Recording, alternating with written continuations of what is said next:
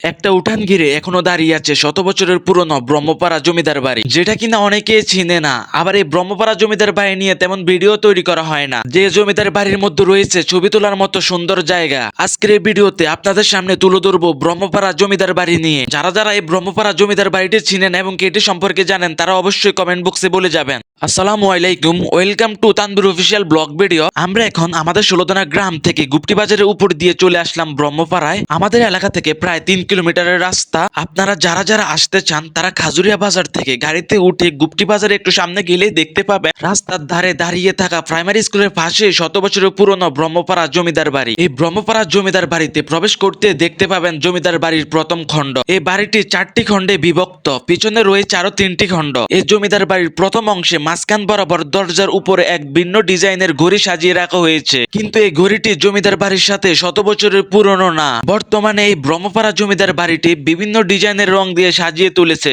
আর এই ভিডিওটি শেয়ার দিয়ে অন্যান্য মানুষদেরকেও দেখার সুযোগ করে দিবেন, যাতে তারাও জানতে পারে এই ব্রহ্মপাড়ায় কত সুন্দর একটি জমিদার বাড়ি রয়েছে।